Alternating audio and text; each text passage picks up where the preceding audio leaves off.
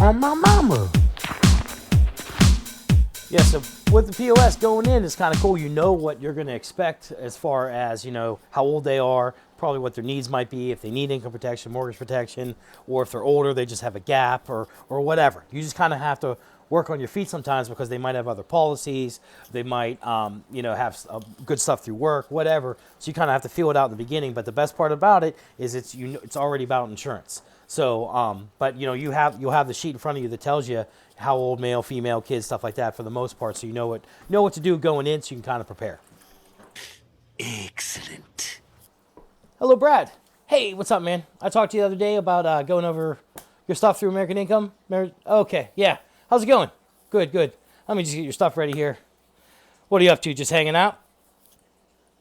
Okay. Yeah, awesome. So how long have you lived out there in Chambersburgville, Murdoch Town? Oh yeah, and okay, and you're married, significant other. Oh, okay, you're married. Nice. You have kids?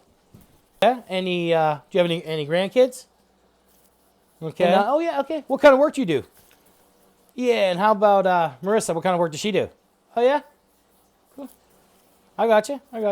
Yeah. What are your kids up to these days?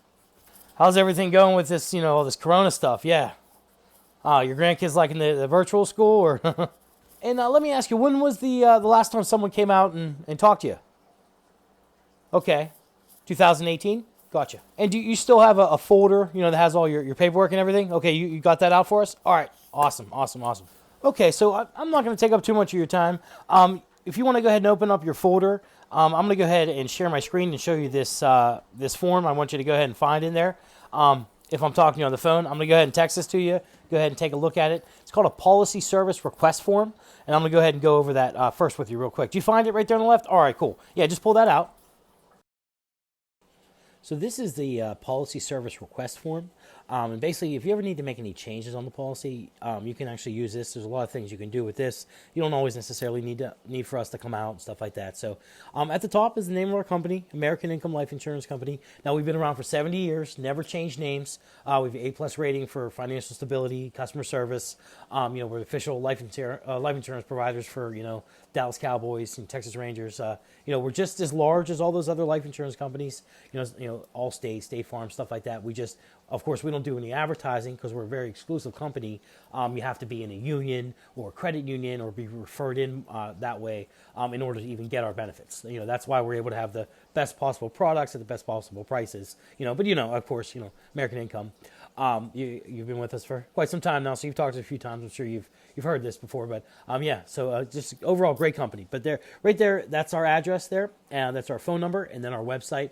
If you haven't done so already, I do recommend going online, registering your username and password. And once you have that, you can go ahead. You can make changes, different things like that. See your cash value, like if you want to change your draft date, things like that. A lot of things you can just go online and do. It's pretty cool. But whenever you do make changes to policies, you want to make sure that you put the correct associated policy number with that policy. So I see you have yours, Brad, and then yours, Marissa, and then you also have your kid coverage here with all the kids having different policies as well. So any changes, you want to make sure the policy number matches up with whatever change you want to make, obviously. And you can do 3 per paper, so you can make copies of this if you have to do a lot of changes at once. But you list the policy number, the insured, and the owner. Most of the time, those are the same, except for the kid policies. Obviously, you would put the kids down there as the insured and yourself as the owner.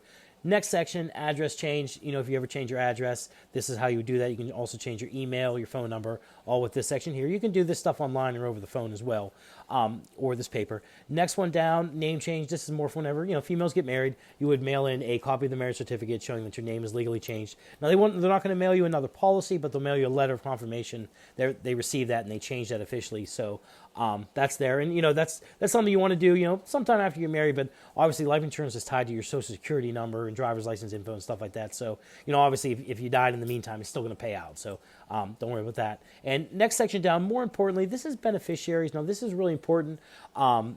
Typically people do have to change their beneficiaries sometimes 3 times throughout the course of their life. When you're young, you get insurance. A lot of times it's your parents. Then eventually it's your your spouse or your siblings or whatever. Then when you get really old, it's your kids or your grandkids. So you always want to make sure you have a living beneficiary. In the event you were to die and your beneficiary, so say for instance, you made it your parents when you were real young and you never changed it, and you're 88 and you die. It's still going to pay out. It just, unfortunately, it goes to the estate and is subject to inheritance tax. So that could be anywhere from 15 to 30% you could lose of that money, of that death benefit, because you don't have a living beneficiary name. So just make sure it's like, your wife or your kids or whatever. But if you ever do need to change it, just put all their information down here, mail it in, and they will go ahead and, send you a letter of confirmation that the beneficiaries have been changed.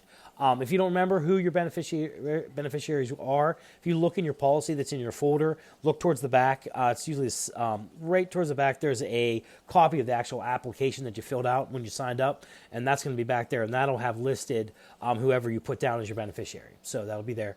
Next section down, miscellaneous. This is if you wanted to do what's called a reduced paid up option, where you stop paying on the policy, surrender the cash value, and pays the policy off. A lot of people do this when they retire because they don't, you don't want to pay the bill anymore, but you want to keep the insurance. You can actually do that with whole life. Also, if you want to reduce the coverage, if you wanted to change ownership, if you wanted to cash out, if you wanted to take a loan, things like that, they require a signature. So you just fill out the bottom, make sure you sign it, and you can then mail it in, and then they'll either call you or send you a letter depending on what it is you're requesting for that. So does that make sense? Okay, that's the policy service request form. So glad you have that already. If not, I can always mail you one, or I can send you a PDF as well.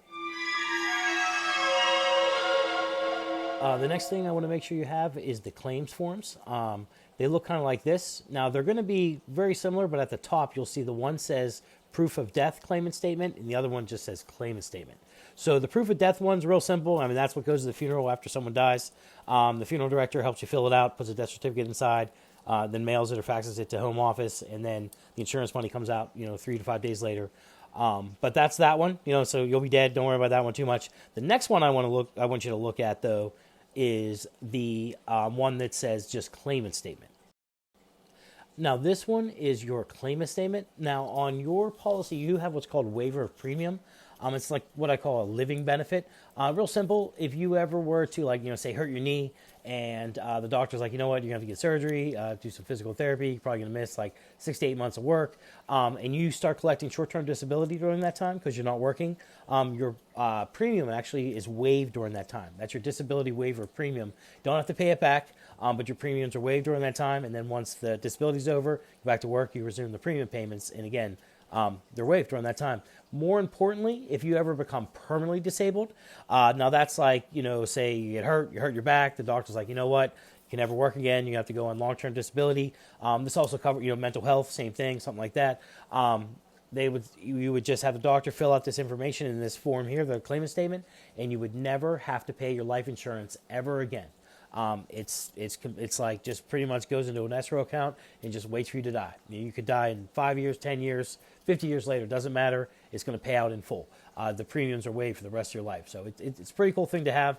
A lot of people don't even qualify for this, but you do have it on yours. Also, the term product that you have as well, that actually turns into whole life whenever, if you were to file your waiver premium on that. It does, obviously doesn't build cash value, but it goes to whole life and it's there forever. So you can live to be 97 and it's still going to pay out. So, you want to make sure you still have that paperwork there. So next, I'm just going to go over the health services discount card. You guys know how to do that. Rip through that. The next, I'm going to say okay, if you guys can go ahead, you pull up the freedom of choice. It should be right there on the left, that big gray piece of paper. All right, you see it on the screen. I have it there. And then go over the freedom of choice in depth. You know how to do that. And then bust out the funeral projection chart and then go over that. You guys know how to do that and just kind of use to your advantage. You know how old they are. You know what to pitch them. A few moments later. So at this point in the presentation, you've built up enough rapport. You kind of know what's going on. You can be like, Brad, so really neat I see is you have about a $20,000 gap here from what the projection chart shows, or income protection or whatever it is that you pitch, you can prepare that ahead of time. You might have to switch it up or alter it once you're into the presentation. You might find out there's a new kid, new kids, or divorce, this, that, whatever. But a lot of times what you go in planning, kind of works out. You know what to pitch. So that's a POS.